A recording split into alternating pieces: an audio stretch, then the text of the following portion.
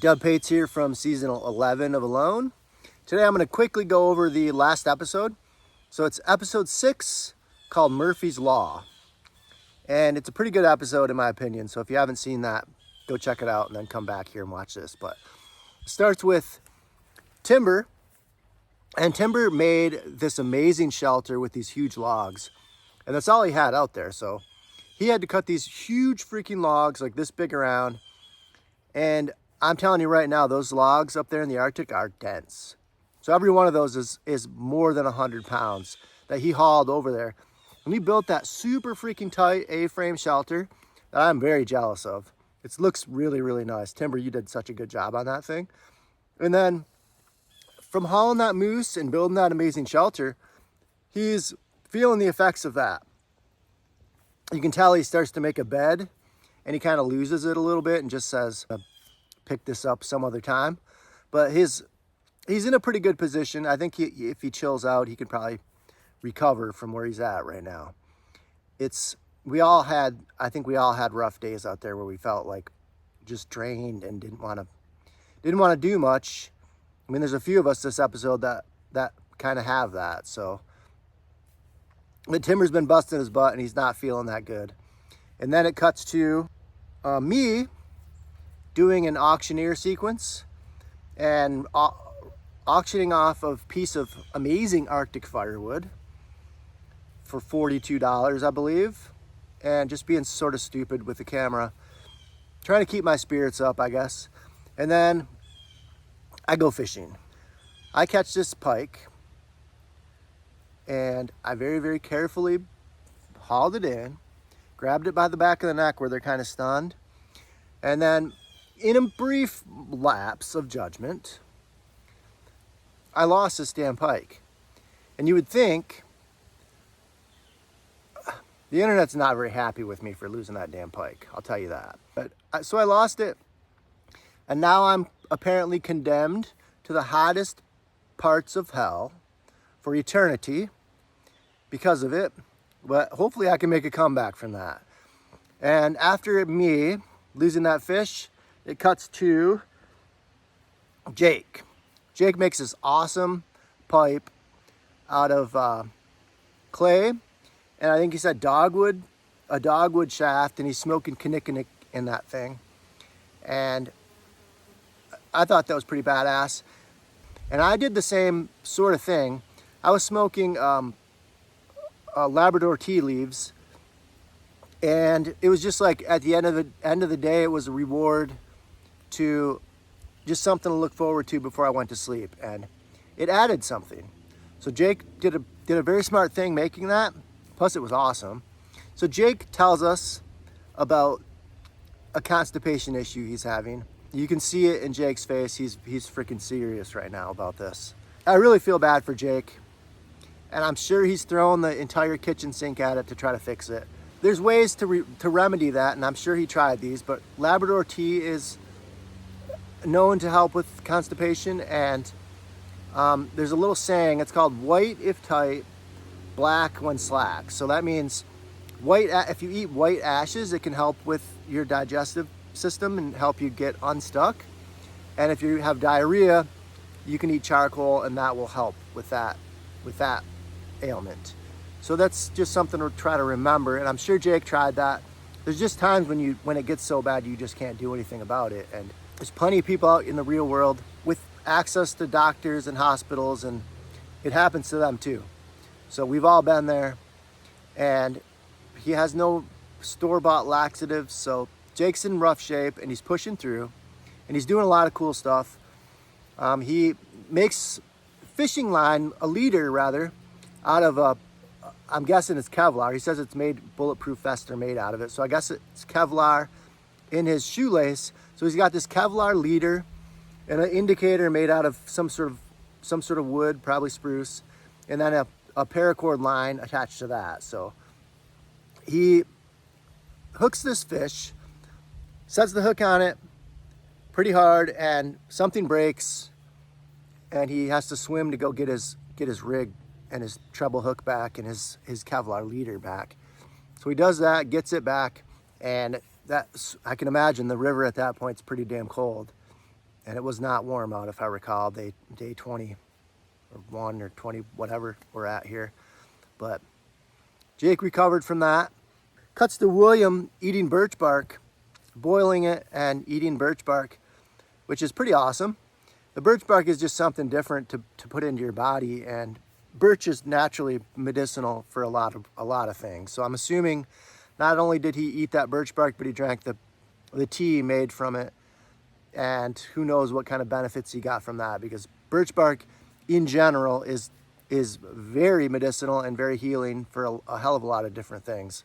Yeah, I didn't have a lot of birch bark in my area. I had a birch tree that I found the entire time out there, and it was far away, so I didn't have a lot of that opportunity, but I'm glad William does, and he's taking advantage of that by getting the fiber and mixing it up a little bit.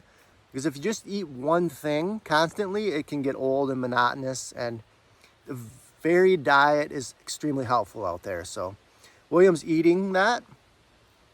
Callie on the podcast called it birch bark on the cob, which is pretty funny. It's true. He's eating it like that.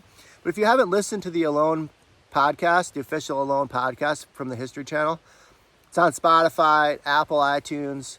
Lucas Miller from season 1, Callie North from season 3, and they do such a good job. And Dan Brown, he's a TV producer, and I'm guessing one of the producers of that podcast.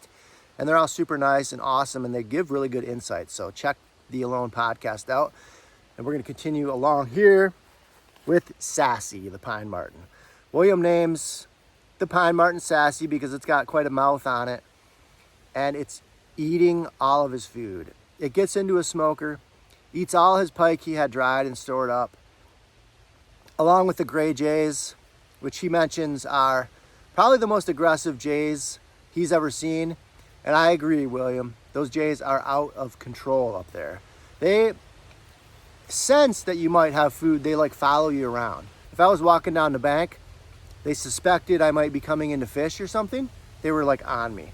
And as soon as you start cutting up a fish, it's like they come from every direction. They're on you, and they want some of that action. So William catches a whitefish, and it's the first whitefish they've shown on the show. I caught one. I think they said, Jake's calling me right now, and I'm filming on my phone. Shit. Sorry, Jake, I'm gonna call you back. William caught a whitefish. So I caught a whitefish on day 11, and it was delicious. It was freaking amazing, actually. So William caught this big whitey like that, probably 17, 18 incher, cuts it in half, puts it in his gator, and then hangs it up on a pole over top of the river, and hopefully that can protect it from Sassy. Those pine martens are out of control out there, just like the gray jays. Pine martens I had nonstop, relentlessly running up and down my shoreline, and they wiped out everything. They were eating all my rabbits, killing all my squirrels. So we get the beep from a med check, and that's a really terrible sound. And Callie North on the podcast talked about it too. The sound of that yellow brick, I could have lived without hearing that, to be honest, but every morning, every night, that yellow brick beeps, and you have to respond to it and tell them that you're okay. It's just you push a button that says all fine, and I click that twice a day, and if you didn't click it, the damn yellow brick would just keep on beeping up to a point. It sucks. So we hear that.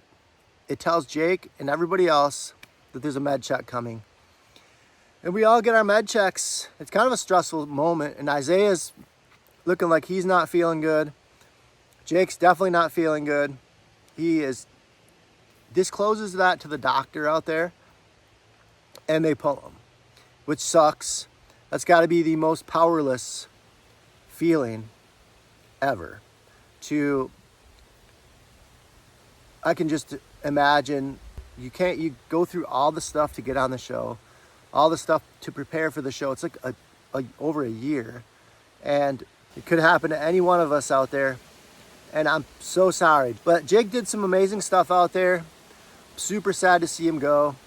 And I know they didn't show all the fish and stuff that he caught and a lot of things that he did. But the bummer is, in the first part of the season, there's never enough time to show everything everybody does because there's just so many people there that they gotta leave some stuff on the cutting room floor, I guess, on the editing room floor there, and they left a lot of stuff, I think, for all of us in that first little period there. And so then it cuts to Sarah, who's not having a particularly lot of luck fishing, and she takes a shot at some grouse, misses those babies, and we all know that feeling.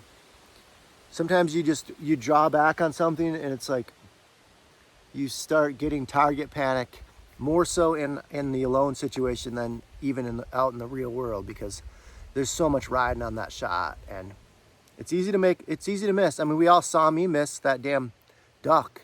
I think it was episode 1 or 2. But I missed this duck. It was stupid. It was nothing logical about the way that duck hunt went, but it happened. It's the same way Sarah's feeling right now. It's like you have an easy opportunity, you miss the shot, and all of a sudden you're not eating now.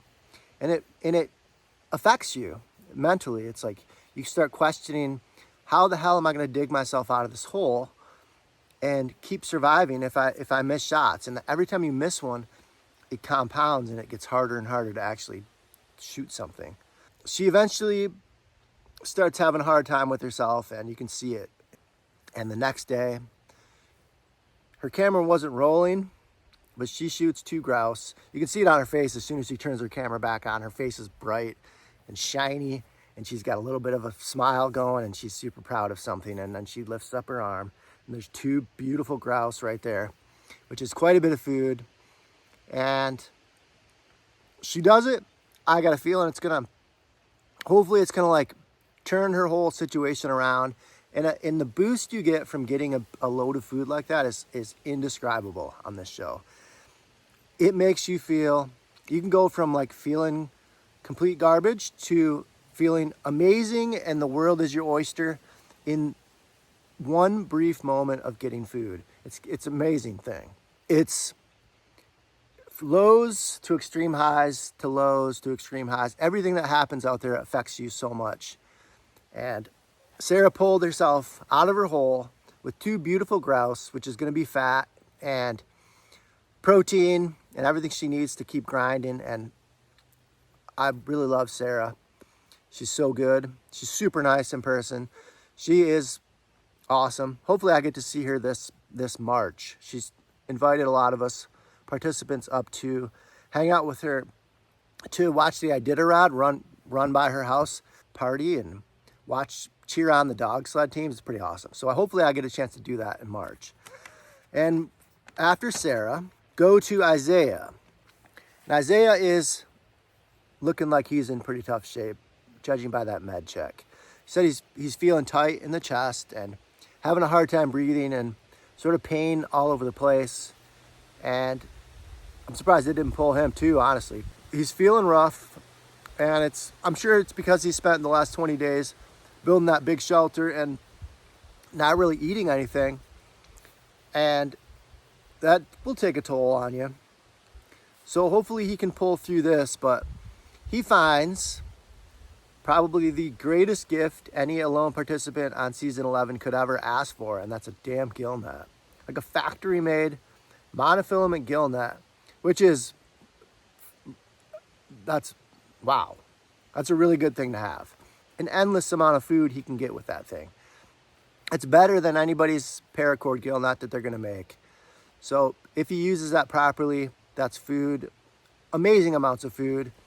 So hopefully he can do that, because at the end of this episode, it cuts to him really, really in pain,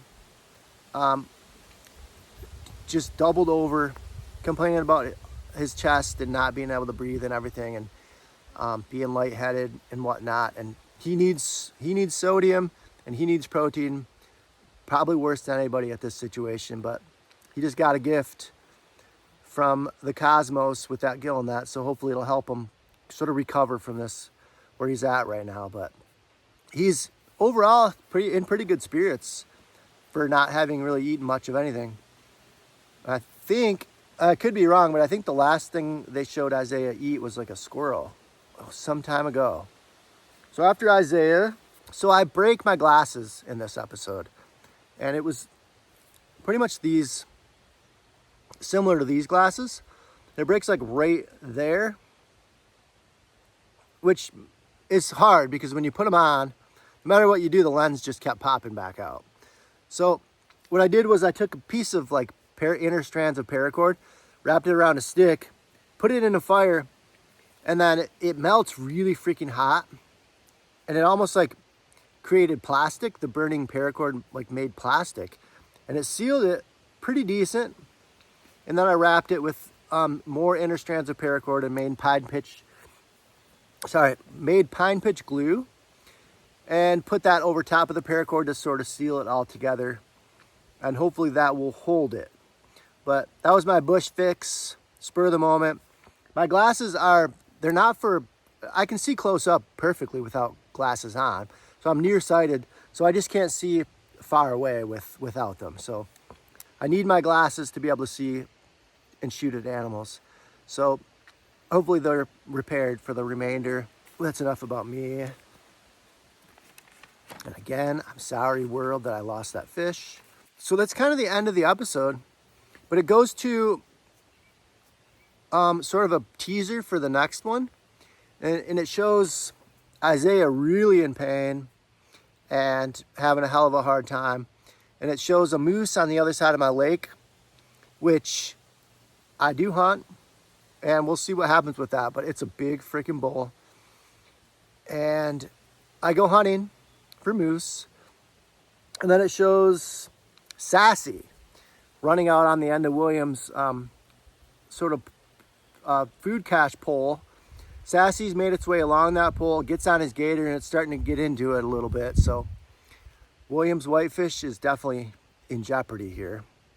And then it cuts to my favorite little part of this is there's a moose howling, a black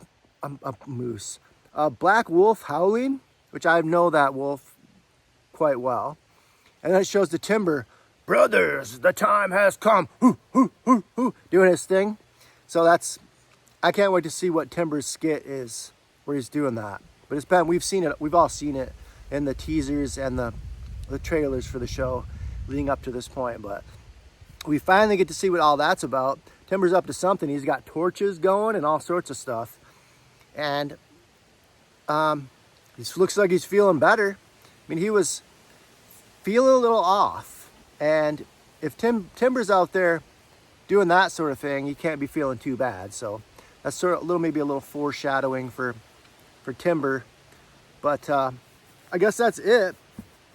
And the wolves have come to Timber. So they show him talking about a fresh wolf track right outside of his shelter. So that happened. And make sure you check out the Alone podcast, the official Alone podcast on the History Channel, by the History Channel on Spotify and Apple and wherever you get your podcasts at, because it's pretty awesome. They do such a good job on that. Anyway, I'll see you guys soon.